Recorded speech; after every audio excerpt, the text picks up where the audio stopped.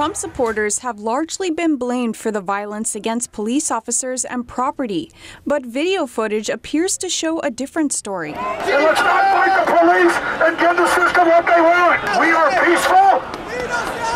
We won this election. The big events happened at the Capitol building with Antifa leading the way and using agent provocateurs. We out there strapped. We out there ready to burn that shit down. We should grind the country to a halt and say this racist person running our country is a huge threat. We got fucking Rick Trump out of that office right over there. I know that everyone here will soon be marching over to the Capitol building to peacefully and patriotically make your voices heard. While many have peacefully expressed their anger and grief, others have hijacked protests to engage in lawlessness, violent rioting, arson, looting of businesses and public property, assaults on law enforcement officers and innocent people, and even the murder of a federal agent. Such senseless acts of anarchy are not exercises of First Amendment rights. They are crimes designed to terrify fellow citizens and intimidate communities. We understand the distinction between three different sets of actors here. The large preponderance of those who are protesting are peaceful demonstrators who are exercising their First Amendment rights. At some demonstrations, however, there are groups that exploit the opportunity to engage in such crimes as looting. And finally, at some demonstrations, there are extremist agitators who are hijacking the protests to pursue their own separate and violent agenda. We have evidence that Antifa and other similar extremist groups, as well as actors of a variety of different political persuasions, have been involved in instigating and participating in the violent activity. We caught up with protesters who were really disappointed with how today went. Thousands of people marched peacefully before the gathering took a violent turn. Here's what one woman told Amy Marino. I'm more than frustrated. I'm irate. I came down here for a planned protest, peaceful, and the anarchists, I feel, have taken over, breaking windows, taunting the police. That's not what we're here for. And I feel like now there's a curfew, we have to leave. They hijacked our protest, but we're not going to be heard because now there's a curfew, and I'm just really I'm heartbroken. You worry that some of this is going to cloud the message? Oh, I know it is, because people, and I feel like the black community will get blamed for the broken windows and the looting. When I videoed almost a lot of it, they were all the anarchists. We have watched with dismay as what have begun as peaceful protests turn violent, where heavily masked, apparently organized individuals come in and do destruction, and in some cases cause death. What should we be doing better to prevent what begin as peaceful protests from being, if you will, kidnapped by these small groups of whether it's Antifa or other violent groups of anarchists? How can we shut them down as violence begins to occur in a way that we're not doing now? Antifa is any group that's willing to stand up against fascists by any means necessary. By any means necessary, they say, can mean outing a white nationalist at their work or to their neighbors. Or, as we've seen recently, violence, fires, property damage, hand-to-hand combat at protests across the country. There's no firm number on how many Antifa activists there are in the U.S. because there isn't any one organization. Most are local groups that recruit and communicate through social media. Violence and property destruction led to more than 200 arrests in Washington, D.C. on Inauguration Day. Prosecutors say they were wearing masks covered head to toe in black, a tactic the Antifa call black bloc. People dress in black bloc for a few things. One, Scott Crow has been leading anarchist and militant leftist groups for decades. So people put on the masks so that we can all become anonymous. And then therefore we are able to move more freely and do what we need to do, whether it is illegal or not. So some people will push back on that and say that the black bloc is to keep people from being identified and arrested when they break the law, when they commit crimes. Damn right. It's a good way to avoid the ramifications of law enforcement. If you're looking for a textbook definition of what Antifa is, they are an anti-government extremist organization that seeks the overthrow of the U.S. government through violent insurrection. But not just the government, every institution in Western society, because they view Western society as fascist. And so institutions like religions, commerce, banking and finance, social media companies, right? Everything that is currently holding up our society, to them, is their enemy. Antifa is an idea, but it's also a violent terror group that is the tip of the spear of leftist direct action in the United States and throughout the world. Antifa gets a pass from so many institutions because a lot of the mainstream have, in the last 10 years especially, thanks to social media, have really shifted far left. Institutions that used to be known as moderate or mainstream or commentators or people have gone completely, have moved very far left. And I think a lot of this has to do with the reinforcement that we see on social media. I think what makes people think it's an idea is this idea of self-identifying as Antifa. The way that movements work now is not that you need to attend meetings, you don't need to get a card, you don't need to go to a secret church basement and have a passcode. You just need to say that you're part of it and track it yourself. And that's enough to be involved. You wear the costume, you spout the ideology, you do the things you know, that other people who identify that way do, and then you're part of it. Regional organizers are people who are typically leaders of their own collectives. And now these collectives typically don't have the name Antifa, but they're groups like the Redneck Revolt, or even certain chapters of the Black Lives Matter. Those are more regional people that have been in the anti-fascist movement for several years. Now, once you stay in the movement for so long that you became nationally recognized, those are people like Mark Bray, who wrote the book Antifa, the Anti-Fascist Handbook. The only reason he was able to write such a book is because he spent several years in the movement until he became well-known all throughout the regional movements, and he was able to interview different Antifa activists all throughout. But at the same time, this is an informal way of organizing, because any one of these people could lose the respect or the trust of everybody and then be shunned from the community as a whole. Let's take a step back and realize that a lot of liberal pundits were literally saying we have a fascist who's being elected here, right? Now, the question I would ask is do we think that Trump is a fascist or fascistic or authoritarian figure or not? Let's just say, assume for the sake of argument that we think he is. What does that mean our politics should look like?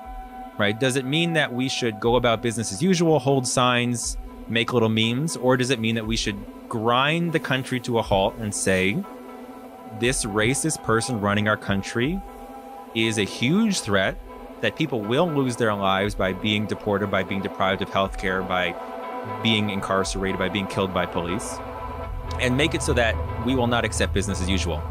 That was the stated rationale for the organizers of that march, which was essentially, to the degree that they could, business as usual will not proceed. If we bring a fascist or an authoritarian or fill-in-the-blank racist, awful human being to run this country in a way that will necessarily cost lives, maybe breaking shit is a way to make that clear. That was the rationale for the people who engaged in property destruction at the march.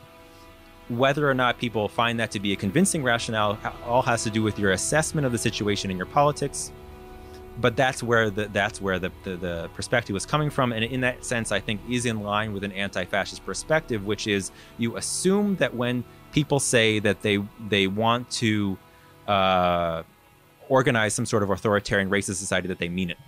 I think the other important thing to remember is that the Democrat Party and really the left in general, they really understand what it means to show force.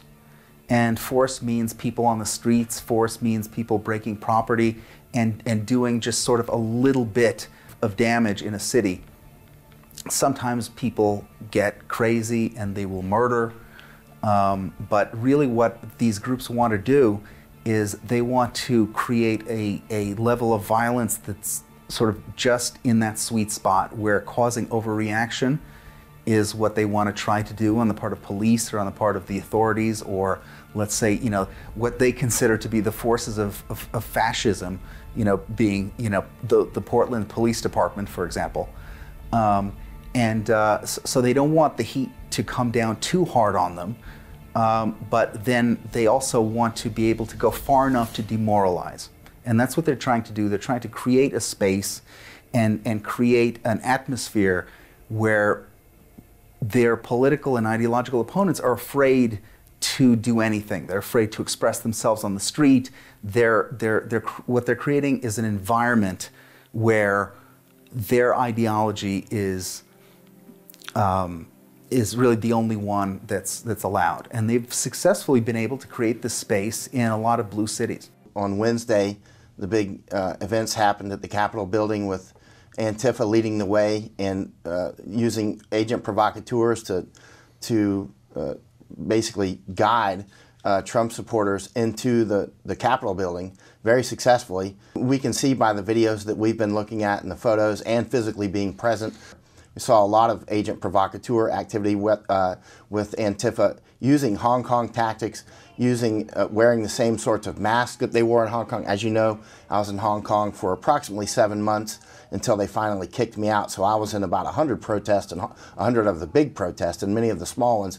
So I'm very familiar with their tactics, very familiar with their procedures and how they operate. And we know that Antifa was actually in Hong Kong learning their tactics, and they bragged about it quite a lot. They brought a lot of the tactics back from Hong Kong to the United States. For instance, outside during a part of the attack, when there was much gas fired, and there was a lady on a megaphone saying, "Send up the mask, send up the masks." She said it over and over. It's on our video and others. That's a clear Hong Kong tactic that I've never seen in any other war and conflict. If you read the Anti-Fascist Handbook, which you can get on Amazon, I've read it in detail, what we saw there at the Capitol was right out of the handbook. It was the playbook. And in other words, show up wearing your enemy's clothing, waving their flags, and do things while, you know, basically false flags. What we saw in the Capitol building is your A-team. That's like your special forces Antifa. Those are the guys that come out for special actions. So that's your 1% of Antifa. They know exactly what they're doing. They're well trained. They're well organized. They show up with the gear that they need. They've got the statements ready to say, you know, she's dead, that sort of thing. An agent provocateur is one that comes in and they harness the energy of a pre-existing movement or protest. They may have arranged the protest of their enemy, and they'll do it under the false flag, right? So what, in this case, let's say Trump supporters. I believe actual Trump supporters had a real rally. Trump called it himself. So he gave the speech at the Ellipse in the morning. So as Trump supporters started to go to the Capitol building where we went next, that's when I started seeing APs that were like, this way, keep coming forward, go over the wall. They had set up the bike rack barriers that they had taken down and used those for ladders, right? And so you had people, APs, helping people get over the wall. You can harness their energy and use it to your ends. Come this way, everybody, just wearing their, waving their flag. This is where it's at, come over here. You know, go to here, we're going into this door, right? Once people get riled up, they'll do it because we're humans and we will go with the herd and right through that door. One of the things that Hong Kongers are very good at is just handing off gear, like, here, take my mask, right? And they'll just hand it off to anybody within their outfit. They're just harder to track when they change clothes, right? They can egress and ingress as well. They can go to the action in one set of clothes, do their Superman change, and then egress after they change clothes, right? Meanwhile, you've got Trump supporters going, no, there's Antifa here. Antifa start attacking the police. They're like, that's not us. That's Antifa. You can see it on many videos. Trump supporters have largely been blamed for the violence against police officers and property, but video footage appears to show a different story. This video taken by NTD's on-the-ground reporters shows Trump supporters trying to stop the people smashing windows of the Capitol building and calling them Antifa. You can hear them saying anyone who does this is not with us. It appears other protesters grab his leg and pull him down to stop him from breaking the window. Other videos show pro-Trump protesters booing those breaking in and calling them Antifa. This video appears to show them trying to stop the people smashing windows and shoving them towards the police. We do know that many genuine Trump supporters did make it inside the barricades of the Capitol building. A number of them say they didn't use violence to get in, but were let in. In this video, police appear to open the barricades. Zach Voorhees, a former Google employee turned whistleblower, recorded a video of a Trump supporter who left the rally after things turned violent. He claims he overheard a plot to make Trump supporters look bad. They were dressed as Trump supporters, but I could tell by their conversation that they were looking to do, and I heard them say, we got to shake this up so that these people look bad. And I saw them break a window on the Capitol. Wednesday night, Congressman Mo Brooks urged people to not rush judgment on who assaulted the Capitol building. Brooks said on Twitter that another congressman told him that intelligence suggested Antifa was going to try to infiltrate the rally by dressing like Trump supporters. One protester who was at the forefront inside the Capitol and witnessed a woman getting shot has been identified as John Sullivan. He told 2KUTV News that he didn't support President Trump, but attended the protest to document it. Sullivan is a Black Lives Matter activist and the founder of Insurgents USA. On January 1st, he urged comrades to show up to the January 6th march. He wrote on Twitter, "We need numbers to show up. No fascist in D.C. March against fascism. Spread the word, comrades. Hashtag F Trump, hashtag Antifa." He was also arrested in July for allegedly rioting and making threats of violence. In video captured by BG on the scene, he can be heard saying to other BLM activists that they need to rip Trump out of office and start a revolution. My name's John Sullivan. I'm from Salt Lake City, Utah. My group is Insurgents USA. We fucking about to burn this shit down. Fuck this shit. We out there strapped. We out there ready to burn that shit down. We got fucking rip Trump out of that office right over there. Fucking pull him out that shit. I want y'all to be after me. It's time for a revolution. We're not Antifa. We're not BLM. You're amazing. I love you. Let's march around to the other side. And let's not fight the police and give the system what they want. We are peaceful. We won this election. And as much as I love seeing the Trump flags flying over this, we need to not have the confrontation with the police. They're going to make that the story. You've heard that President Trump and myself wanted to storm the Capitol and kill people because that would give us power, that would make us look like good guys. Does anybody believe that on its face? Well, that's what everyone's being told in every major publication on the planet. But the Wall Street Journal was forced to retract, and now others are, when they claimed that I led the assault on the Capitol.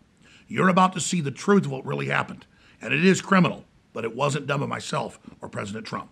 President Trump called for peaceful rallies in D.C. on January 6, 2021, so that Congress, who was holding hearings and debate on the fraud, would see that the American people were upset and were not going to accept the fraudulent results. I learned that there wasn't enough funding and that private groups were not donating enough, so I donated some and helped organize the peaceful events that happened on January 5th and the day of January 6th. Then President Trump said that he wanted me to go out and lead the peaceful crowd that was already there to the Capitol so that we could continue to peacefully demonstrate. So here's the timeline as best as we can nail it down. Right as President Trump starts to speak, tens of thousands of people had already shown up at the Capitol miles away from where he was giving his address. The police in some areas opened up barricades, in other areas kept them closed, and clashes between some of the demonstrators began. That's when the provocateurs who had already been there starting fights with the police accelerated their violence. There are literally hundreds of videos like the one you're watching right now where Trump patriots physically restrain individuals trying to break out windows and ram down doors. This is how you take a massive, almost 1 million-person march exposing election fraud and discredit it. because only a few hundred people actually attacked the police. And most of them, we now know, were led by provocateurs commanded by Antifa. Once the small agitator groups led by Antifa had forced their way in, some of the hundreds of thousands waiting outside decided to go in and behaved like traditional tourists, taking selfies with police and, of course, paintings and statues of founding fathers. Capitol Police opened up the gates and let people onto the grounds of the Capitol building. I took it as a sign that it's okay to go up there and walk around the Capitol. I'm here with my son and my 2 daughters. I wanted them to see what the political action was like, to basically get a taste, their first time in D.C. We're gathered together in the heart of our nation's capital for one very, very basic and simple reason: to save our democracy. Now it is up to Congress to confront this egregious assault on our democracy. And after this, we're going to walk down, and I'll be there with you. We're going to walk down to the Capitol, and we're going to cheer on our brave senators and congressmen and women. And we're probably not going to be cheering so much for some of them. We have come to demand that Congress do the right thing and only count the electors who have been lawfully slated. I know that everyone here will soon be marching over to the Capitol building to peacefully and patriotically make your voices heard. Today we will see whether Republicans stand strong for integrity of our elections, but whether or not they stand strong for our country. I know your pain. I know you're hurt. We had an election that was stolen from us, but you have to go home now. We have to have peace. We have to have law and order. We have to respect our great people in law and order. We don't want anybody hurt. It's a very tough period of time. There's never been a time like this where such a thing happened, where they could take it away from all of us. This was a fraudulent election, but we can't play into the hands of these people. We have to have peace. So go home. We love you. You're very special. I know how you feel. But go home and go home in peace. I would like to begin by addressing the heinous attack on the United States Capitol.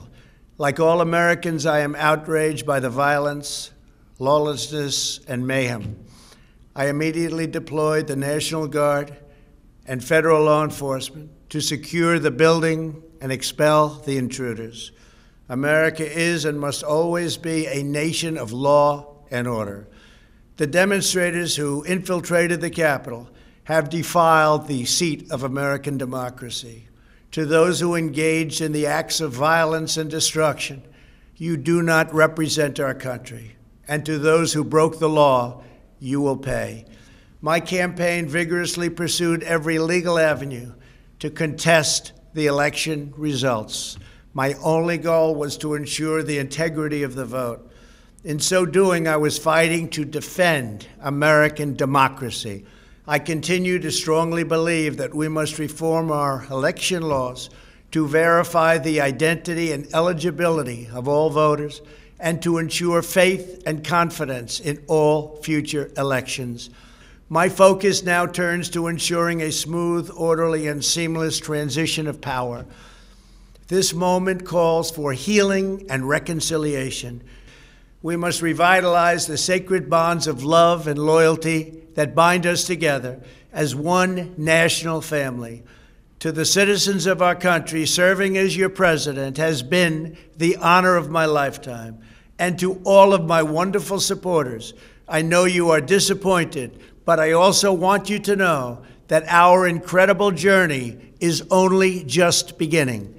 Thank you, God bless you, and God bless America.